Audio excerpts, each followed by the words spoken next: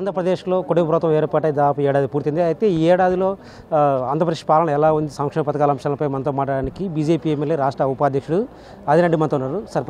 Sir ఇప్పుడు ఈ ఏడాది పాలన ఆంధ్రప్రదేశ్లో అభివృద్ధి ఎలా ఉంది, సంక్షేమ పథకాల అమలు విషయంలో ఎలా ఉంది, ఏంటి? విధ్వంస పాలన నుండి విశిష్టత పాలన, సంక్షేమం పెరిగింది, అభివృద్ధి పెరిగింది. రేషను 1వ తేదీ నుంచి 15వ తేదీ వరకు రెగ్యులర్గా ఇండ్ల దగ్గర గతం అని చెప్పి తప్పు చేస్తే అది కాదు. పాత పద్ధతిలోనే డీలర్లు ఇంటి దగ్గర 5 కేజీల బియ్యం సెంట్రలు, అందరికీ కరెంటు ఫుల్ పికప్ ఎత్తింది. అదే కాకుండా 4,000 రూపాయలు పెన్షను, ఇసుక పాలసీ పికప్ ఎత్తింది. కారణము గతంలో 4 అంతలు 5 అంతల రేటు ఇప్పుడు సాధారణ రేటుకు దొరుకుతుంది. లిక్కర్ పాలసీ మారింది, ఎడ్యుకేషన్ పాలసీ మారింది, హెల్త్ బాగా పికప్ అయ్యి బాగా సాధారణ ప్రజలు కూడా దక్కుతుంది. అన్న క్యాంటీన్ చెప్పకుండా కూడా వచ్చింది. మిగతా 6 పథకాలు సూపర్ 6 ఈ 12వ తేదీ అంటే రేపు కానీ ఎల్లుండి కానీ 100% అమ్మకు వందనం, ఆ తర్వాత రైతుకు వందనం, సెంట్రల్ ఇచ్చే 2,000 రూపాయలతో కలిపి 5,000 రూపాయలు. అది కాకుండా ఆగస్టు 15 నుంచి బస్సు ప్రయాణం, రోడ్లు గుంతలు పూడ్చడమే కాకుండా గ్రామీణ ఉపాధి పూర్తి స్థాయిలో ఉండడం వలన సందులోకి రోడ్లు పెరిగినాయి. ఇండ్లు రీస్టార్ట్ చేసినాం. ఏది ఒకవైపు టిడ్కో హౌస్, ఒకవైపు ఎన్టీఆర్ హౌసింగ్, ఒకవైపు వాళ్ళ ఇంటి దగ్గర వాళ్ళే కట్టుకునేటట్టుగా జలజీవన మిషన్ రీస్టార్ట్ అయింది, అమృత పథకం రీస్టార్ట్ అయింది.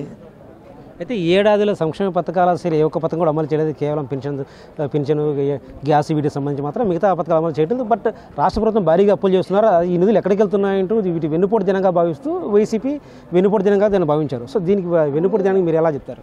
అసలు తన సొంత చిన్నాయన్నే చంపేసి, అదే కాకుండా కోడికత్తి డ్రామా, కనురెప్ప డ్రామా కాబట్టి అతని డ్రామాల మాస్టర్ కాబట్టి వెన్నుపోటు అనడం, అతనికి వెన్నుపోటుదారుడు కాబట్టి మరొకరిని వెన్నుపోటు అని మాట్లాడే బుద్ధి తక్కువ వ్యక్తి.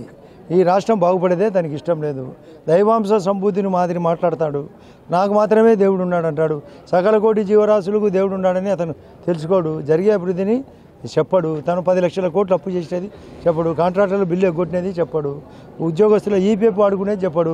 నిరుద్యోగ సమస్య పెంచేది చెప్పడు. అమరావతిని ఆపినేది చెప్పడు. ఆ తర్వాత పోలవరాన్ని ఆపినేది చెప్పడు. ఈ తర్వాత ఉద్యోగస్తులు జీతాలు ఇవ్వండి చెప్పడు. కాబట్టి అతనికి అర్హతే లేదు. ఇది సమున్నతంగా జరుగుతుంది, మరింత సమున్నతంగా జరుగుతుంది. మోడీ గారి తోడ్పాటు ఉంది. పోలవరం గ్యారంటీ జరుగుతుంది, అమరావతి జరుగుతుంది, ఇండ్లన్నీ పూర్తవుతాయి, రోడ్లన్నీ క్లియర్ కట్గా ఉంటాయి, తాగునీళ్లు పెరుగుతాయి, కరెంటు పెరుగుతుంది, విద్య పెరుగుతుంది, ఉద్యోగం పెరుగుతుంది, ఉపాధి పడుతుంది, అగ్రికల్చర్ పెరుగుతుంది, టెక్స్టైల్ పెరుగుతుంది. బ్రహ్మాండంగా లా అండ్ ఆర్డర్ కూడా, శాంతి భద్రత కూడా కంట్రోల్గా ఉంటుంది. రాబోయే రోజుల్లో ఉమ్మడి ప్రభుత్వము మాది, ముగ్గురు కూటమి ప్రభుత్వంలో మోడీ గారు మరింత స్పీడప్ అవుతాడు. కాబట్టి ఇప్పటికే ప్రపంచంలో 4వ స్థానం ఉన్నాడు, రేపు 3వ స్థానానికి కూడా రాబోతున్నది.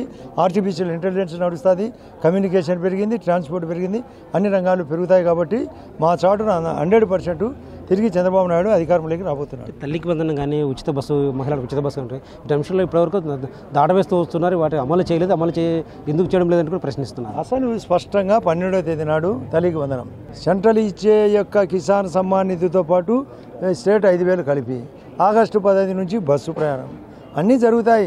ఈ అక్టోబర్ లోపల అన్ని పథకాలు క్లియర్ అవుతాయి. 10 లక్షల కోట్లు నీతి ఆయోగ్ చెప్పినట్లు ఒక్క ఏ రాష్ట్రం అయితే అప్పు కట్టలేని పరిస్థితిలో ఉందంటే అది మన ఆంధ్రప్రదేశ్. దానికి కారణం మహానుభావుడు జగన్ రెడ్డి. ఇటువంటి పరిస్థితుల్లో దానికి సింపుల్ ఎగ్జాంపుల్, ఒక పెద్ద దెబ్బలు తగిలి యాక్సిడెంట్ జరిగి ఒకని ఆసుపత్రిలో చేరుస్తారు. 60 రోజులకు కానీ రికవరీ కానీ పరిస్థితి. అటువంటిది 12 రోజులు అంటే 12 నెలల్లోనే పూర్తి చేసి అవుట్ ఆఫ్ డేంజరస్గా ప్రకటించినాం. అటువంటి పరిస్థితులు అతను చేసిపోతే మేము మేలు చేస్తా అంటే అతను వెన్నుపోటు తినడం ఏంది? వెన్నుపోటుకు బ్రాండే అతను. అన్ని దానిలో దరిద్రం చేసినాడు. ఇందు గలడందు లేడని అన్ని రంగాల్లో దెబ్బ కొట్టిన ఆ యొక్క జగన్ రెడ్డి, ఆ జగన్ రెడ్డి మనుషుల యొక్క పాలన అమరావతిలో ఆ భాష ఏంది? ఇటువంటి దరిద్రుడు రాకూడదని అందరం కోరుకుంటున్నారు.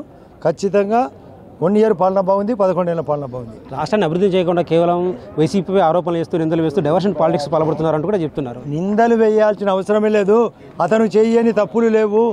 తప్పులు ఎన్నువారు తమ తప్పులు ఎరగారని, తప్పులు తండోపతండమని ఆ యొక్క సామెతకు తగ్గట్టుగా అతను చేసిన తప్పులు, ఆయన తప్పుల కోసమే మాట్లాడములే.